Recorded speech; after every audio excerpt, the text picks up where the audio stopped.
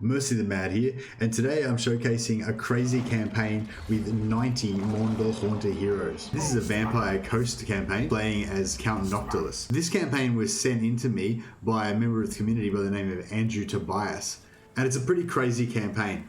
I think Andrew saw Legend's recent Mourngul Haunter Doomstack and he was inspired. But he didn't want to just make one stack of Mourngul Haunters, he wanted to make the maximum amount of stacks that he could make. So Andrew's recruited 90 Mourngul Haunters.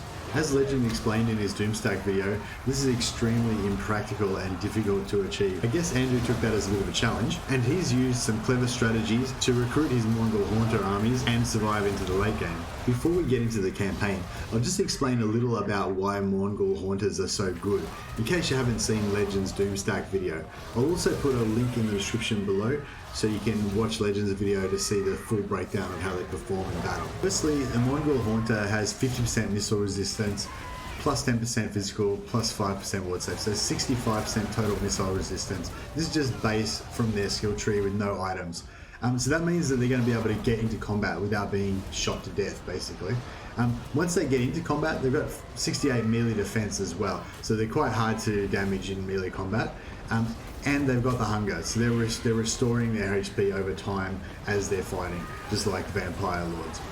They also have some very unusual animations that may help them evade some damage, I'm not sure. But as large creatures, they do actually do a lot of knockback on their attacks, which does help keep sort of enemy infantry from swamping them. They also have Stalk and Vanguard deployment, so they can set up quite close to the enemy and they have little chance to shoot them before they're in melee. Offensively, they have very high armor-piercing weapon damage, bonus versus infantry. They also have quite high melee attack, and they have the frostbite on-hit effect, which reduces the enemy's speed by minus 36%. And in addition to this on-hit effect, they also have a minus 36% speed chilling aura around them in a 40-meter radius. So these two things combined make them very sort of sticky. Opponents trying to get away from them, which sometimes can mitigate some of the damage if they're kind of moving away. They just won't be able to move away from them, so they'll just be kind of constantly doing damage to them. Andrew likes to take a Vampire Fleet Captain in addition to the Vampire Fleet Admiral. That way he's got two characters that can cast Invocation of the Head for heals, both of which have the Curse of Undeath that gives the extra healing to everybody on the map. Also, by including a Vampire Fleet Captain in every stack, that meant he only needed 90 Mourngul Haunters to complete his 5 stacks instead of 95. Note that powerful wind spells can be cast right on top of the Mourngul Haunters, as things like Wind of Death don't tend to do much damage to large single entity units. So now you know what Mourngul Haunters are, how do you go about getting enough to make an army? The short answer is coves. Lots and lots of coves. When a Vampire Coast army attacks a port settlement, as well as the normal options to raise and occupy and sack, they get the option to create a Pirate Cove. The other faction's settlement will still remain there, but you'll get the option to build a single building sort of underneath their settlement. The Picaroon's hideout gives you income and can make you quite rich if you get a few coves set up. However, you can build the Pirate's Rest building instead, which gives you +1 capacity for Mourngul Haunter heroes. Attacking a port city to create a cove requires you to be at war with the owner of the city, and also it knocks the city down a tier, say from tier 3 to tier 2 when you do it, so it makes it less lucrative if you're going to build money coves there. The other method, which Andrew used, is to use a Vampire Fleet Captain to do an agent action to create the cove. The hero recruitment pool for the Mourngul Haunters only replenishes 1 new hero to recruit per turn, so the maximum amount of Mournguls that you can recruit per turn is 1, no matter what you do. Obviously it requires some setup, so Andrew wasn't able to start recruiting Mourngul Haunters from turn 1, but once he started recruiting them, he tried to make sure that he was recruiting at least 1 every turn, so that he could keep that replenishment of the hero pool coming through with that 1 every turn. In order to move around the map as fast as possible, Andrew used his Vampire Fleet Admirals. Vampire counts buff their army speed to ridiculous lengths in the late game, so he's able to move around very fast, much faster than the agents can move. But then at the end of each turn of his army's movement, he would drop another Vampire Fleet Captain near an enemy settlement where he wanted to create a cove. Then at the start of next turn, his army would move off, the fleet captain would create the cove, then he could disband that fleet captain. At the end of his army's movement, hopefully near a new settlement, he'd drop another vampire fleet captain and then continue on. He said it was like dropping little bombs, little vampire cove making bombs. Now, if he didn't have enough movement to make it to the next cove and he wanted to drop another vampire fleet captain this turn, I think he said he also used the movement bug a little bit to get around a little bit further. If you're not familiar with the movement bug, basically how it works is that you move a hero just one step ahead of your army, and then the army moves one step to catch up. And as long as you're moving into that sort of area directly around another hero or army, it doesn't use any movement for that last step. So if you just move one step at a time, each time that one step will cost you no movement. So it's a bit tedious, but if you just move incrementally like that, the following character or army won't use any movement. The hero in front will still be using up their movement, but the hero or army behind will just keep moving one step at a time using 0 movement each time. Using the fast map speed of the Vampire Coast Lords, as well as a little bit of the movement bug, Andrew was able to get around quite quickly and put down coves nearly one every turn. You'll need to get most of your hero capacity from coves, but you can get some from your Vampire Fleet Admiral's shipbuildings.